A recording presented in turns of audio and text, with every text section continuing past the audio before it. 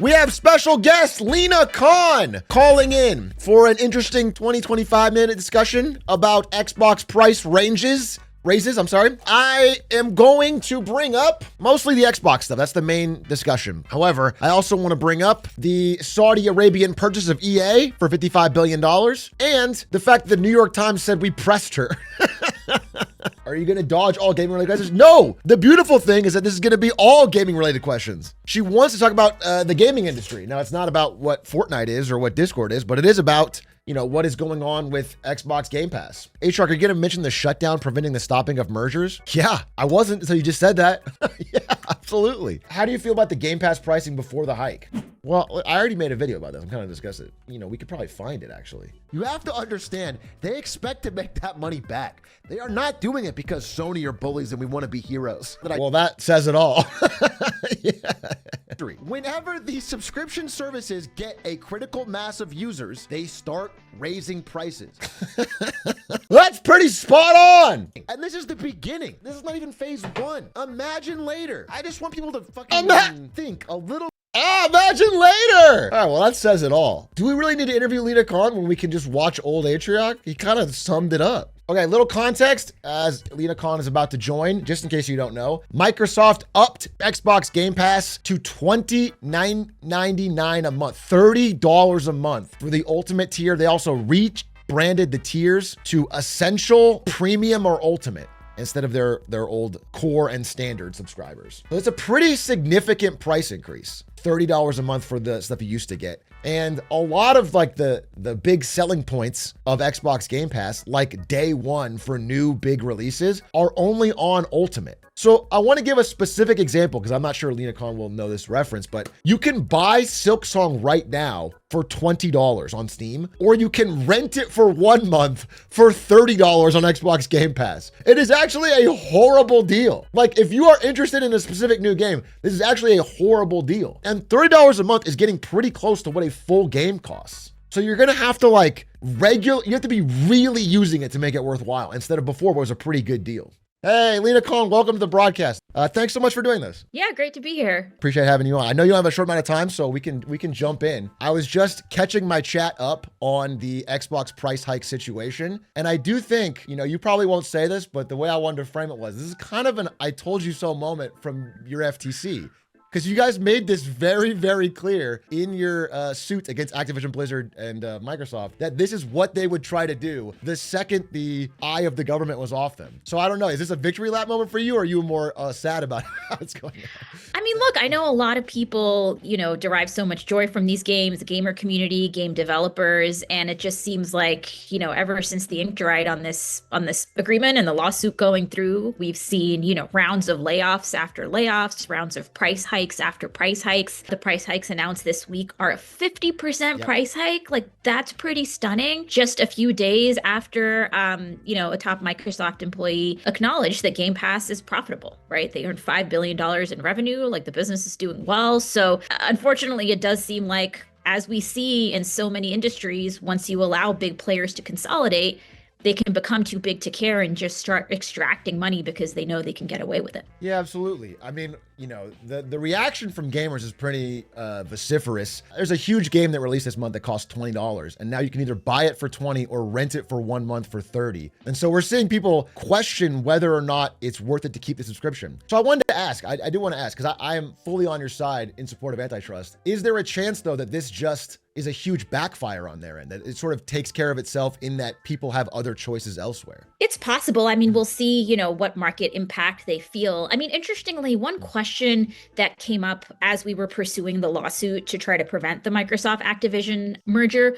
was this question of whether an independent Activision would have made its content available through subscription or cloud gaming services itself. And the trial suggested, yes, that they would have. And under oath, executives admitted that, yes, if they could make the commercial terms work, they would. And so you can imagine a situation in which if Microsoft had actually been more constrained in the market by other players by other firms that also had, big gaming libraries, would they have been able to do this? It will be interesting to see if they have to backtrack here. But the series of price hikes that they've done suggest they feel pretty emboldened. Yeah, I mean, I would say from a gaming perspective, there really is no competitor in the cloud space. And at the time of your lawsuit, I think the court ruled that it was such a nascent industry that they didn't think it was a big enough deal. But as it becomes more and more important, it's very clear that there is nobody challenging them. And so they can raise prices at will. So yeah, that is what gamers are noticing. Though I do think from the outside POV, it does look a bit like Microsoft has been burned a bit by this drastic, possibly overpaying for Activision Blizzard and is trying to recoup their losses and may in fact get burned by. I have a quote here that I wanted to share with you from a notable developer who runs Larian Studios, a big popular game dev studio. And they said, probably a good time to remind people that making games faster and cheaper while charging more has never worked before. And I think there's a general sense that this could just not work. I mean, this could just not, I guess is the, you know, I think gamers they have a lot of options is what I'm trying to say. Outside of cloud, they just have the ability to buy games on Steam or buy games full price, which is not much more than 30. And there's so much competition in that area that this, while ruining cloud, could pay off okay for them. Yeah, it'll be interesting to see what happens there, and you know whether the entry barriers in cloud are so high as to whether we're going to see real competitors emerge there, or whether Activision would have been one of the players with the most natural shot of doing that. Yeah, I wanted to ask. So I'm trying to recall the facts of the original case. This was one of the things you guys directly predicted was that they would consolidate power and raise prices. Were there other things you predicted would happen that have happened or may happen in the future? Like what are the things you think are the next steps from Microsoft having gained this power? I mean, we talked about the impact on game developers as well, right? One of the arguments in the case that we made was that Activision had been a platform neutral company. And as a result, game developers also had more pathways to kind of get to market. And one thing we argued was that if you allowed this merger to go through, it would basically allow Microsoft to become more of a walled garden. We may see more layoffs. We may see more price hikes. We may see kind of more degradation of certain games. And that just generally the way that competition encourages companies to kind of, just be fighting it out in the marketplace, that all of those factors would just make it so that Microsoft didn't have to try as hard. Even before the final appeals court had issued their opinion, Microsoft actually started announcing some of the layoffs, and the FTC was like sending letters to the court saying, they told you that they weren't going to do this, but guess what? They're already doing it. And, I mean, I just looked up, I had made a video back around the time of this trial, and we watched it before this, and they were already doing price hikes during the trial. I mean, they were doing small but steady price hikes, and now they're doing massive ones. So it does seem like all the signs were there. I wonder why, in your opinion, well, I guess two-part question. Why do you think this didn't resonate with the judge? Like, why did this not get through? And then number two, do you think this proof will be more helpful in the future, that like this example from Microsoft will be able to win more cases in the future? Yeah, it's a really good question. Okay. And, I think sometimes judges, I mean, this was a huge deal, right? It was like over $50 billion. Yeah. And I think sometimes judges just feel a lot of pressure if they're going to be like the person that stands in the way of a big deal going through. I think, it can just make them sometimes a little risk averse.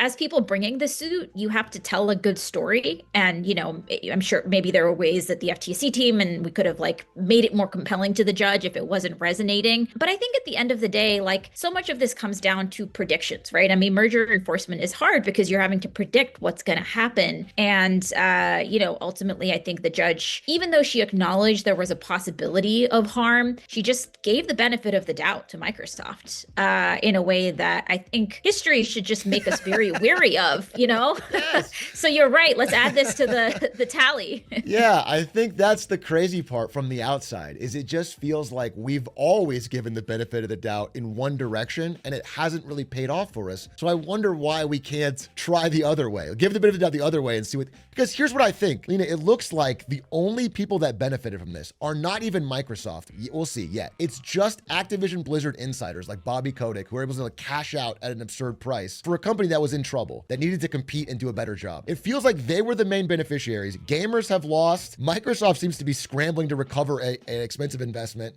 Competition is down. I don't see who wins other than a few elite insiders at Activision Blizzard. And so it feels like this could have been, done differently. But yeah, I mean, maybe gamers should email to the judge or send a link to the Reddit thread with gamers kind of commiserating. I do think that sometimes there isn't like a good feedback loop, right? If judges kind of do give the benefit of the doubt to the companies and then the companies go out and end up kind of screwing their customers, their workers, there's no real accountability. There's no real kind of coming back, in terms of being able to undo the deal oftentimes. So So it's tough. Can I ask what part of it you think was, this is a total gut check, but the sense I feel from my audience and from myself is that often regulators don't even, their eyes glaze over when talking about gaming. They don't understand it, and it's like a space that's hard for them to get into, and the market dynamics of it are not well understood. And so I'm wondering, was that a part of the trial? Do you think it was difficult to make how consumers use and buy these goods understandable to the judge, or do you think that was got across? It's possible. I mean, we had, a fantastic set of lawyers on it. And one thing that I really, really pushed for at the FTC was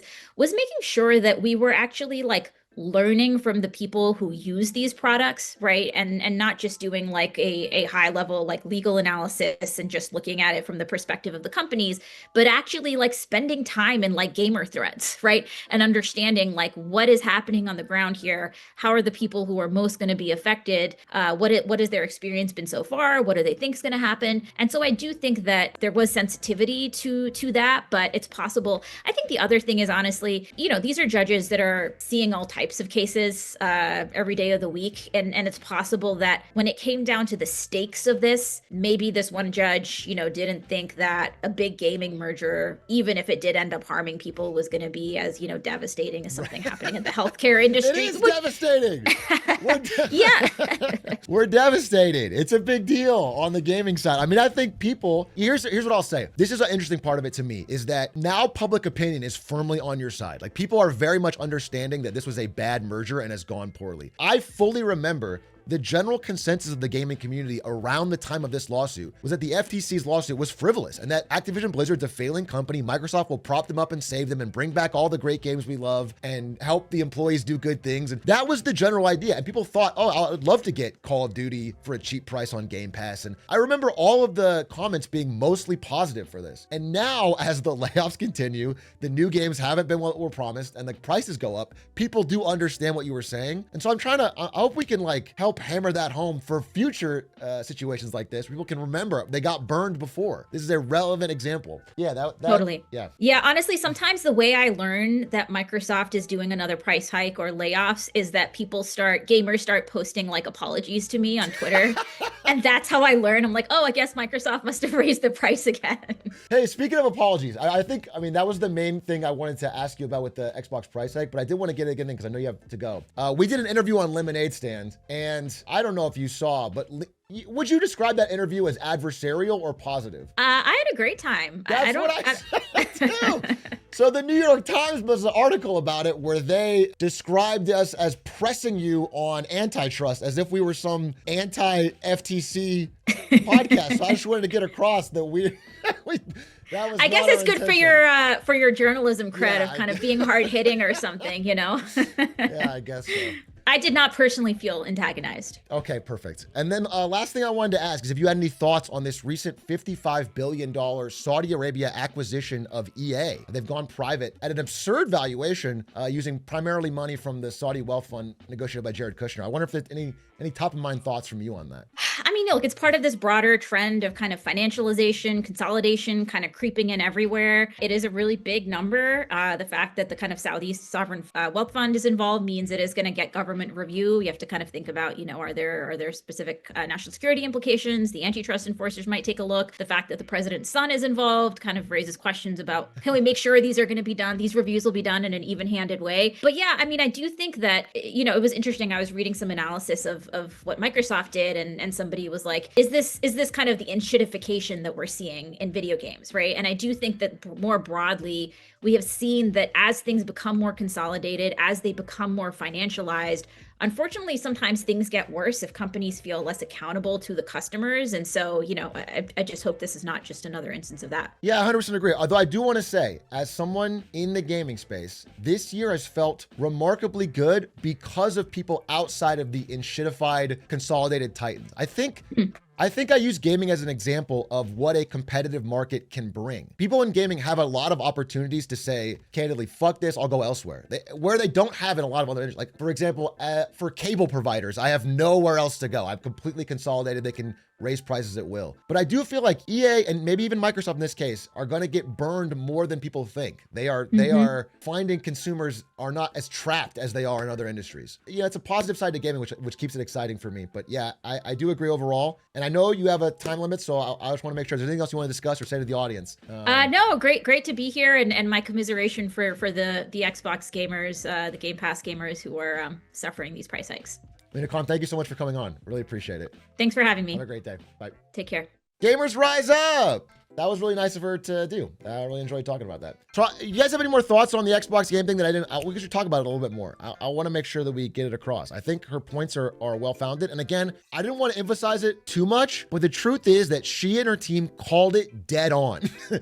They called it, they wrote it down, they screamed it in front of a judge. They said over and over again, they will raise prices the second they get this consolidation. I said that once, but I really wanted to make it clear. They called it from the beginning. Yeah, we should find a way to get the message out. Indie devs are too OP. But that's the thing, not that I was trying to be New York Times pressing Lina Khan, but I truly do think that of all the industries that I have to buy things from in my life, gaming is the least I'm worried about monopolies. Like, I don't fear someone spending $100 million on a game and trying to force me to play. Like, it's Concord. If they make trash stuff, I can just go elsewhere. Silksong was $20. It was a perfect deal. Like, I can just ignore your shit game. But I do think her point is very strong about cloud specifically. The truth is there's no other cloud providers. There's NVIDIA GeForce Cloud, and there's, who's the other one? It was like Google Stadia died. Amazon Luna basically dead. Like, it's just Xbox. I paid $100 for a year of Ultimate in March and I barely use it.